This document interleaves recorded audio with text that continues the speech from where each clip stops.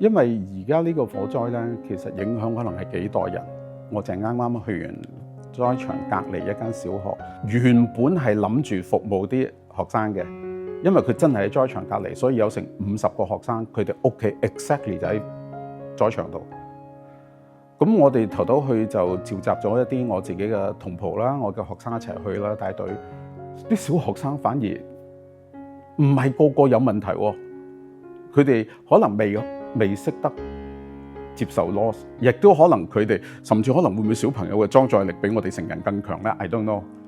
反而我估唔到嘅，因為有啲家長、有一啲老師自己舉手上嚟見，亦都係我哋原本嘅服務對象。outside 我哋服務對象，真係我以前喺咁多災場都未見過嘅。原來佢哋係有焦慮，佢哋有負擔，甚至見之前佢哋唔知點解無緣無故流眼淚喎，唔係哀傷，唔係悲痛，唔係憤怒，但係佢哋都解釋唔到。咁我同佢哋真係傾談啦，喺佢哋傾談，反而多謝佢，令我又明白，雖然跑咁多災場，每一個災場有佢嘅特色。喺香港原來關心太多都係一個重擔嚟。其中一位老師自願舉手走嚟同我傾偈嘅，佢頭頭唔明自己點解無端端流眼淚，我好仔細咁聽佢講個經歷，講個故事，先聽到個端倪。原來佢每次流眼淚係因為 WhatsApp 無窮無盡嘅，因為佢又喺嗰度教書，佢又住喺大埔，就好多人嘅關心，而且呢啲關心係好多實質嘅關心 ，offer 物資 ，offer 錢財 ，offer 任何嘢，其實係好事嚟嘅，但係太密集啦。密集到佢原來佢先至明白，太多嘅關心成為佢嘅負擔啊！呢個我真係未喺其他災區聽過。正因為咁樣，佢真係唔知點同人講啊！我承受唔起嘅人哋關心，你點同人講啊？所以佢一個自我保護嘅方法就係流眼淚咯。咁我俾嘅提議原來好簡單嘅啫，就係一句 Thanks but no thanks。我多謝你嘅關懷，但係我暫時夠唔需要。呢個都係一個佢嘅領悟，亦都係多謝佢帶嚟俾我嘅領悟，我都好感激佢。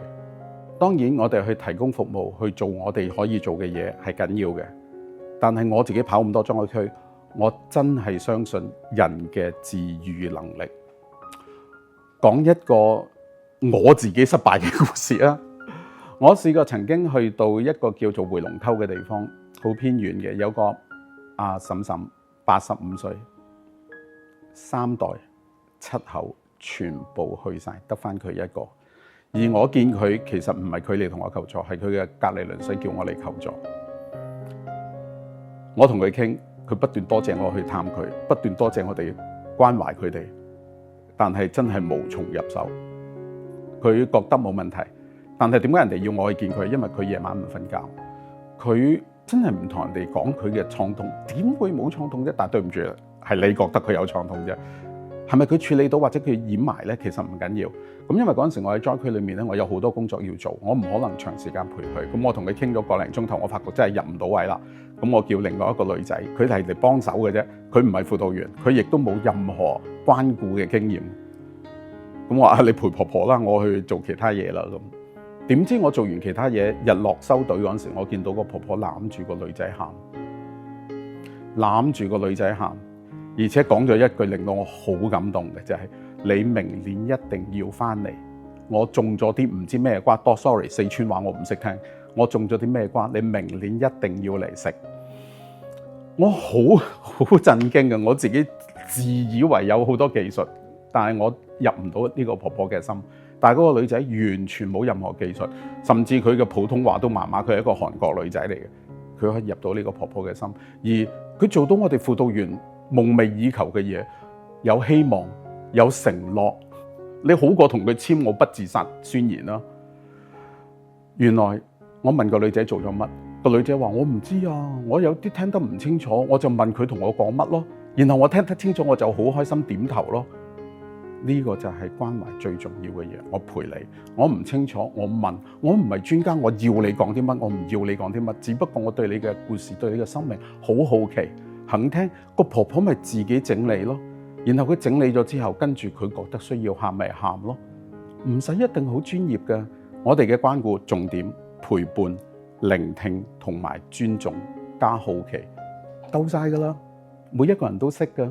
而且呢個故事最近我原來仲有後續，好多年之後我先同呢個女仔又聯絡翻，佢原來真係1年之後佢真係走去食過婆婆嘅瓜喎。原來唔係一個虛假嘅承諾嚟嘅，但係呢個係一個成功嘅案例，亦都係講明我哋關顧唔係你有幾專業，係頭先我講4樣嘢拎唔拎到出嚟，呢個先係成敗嘅關鍵。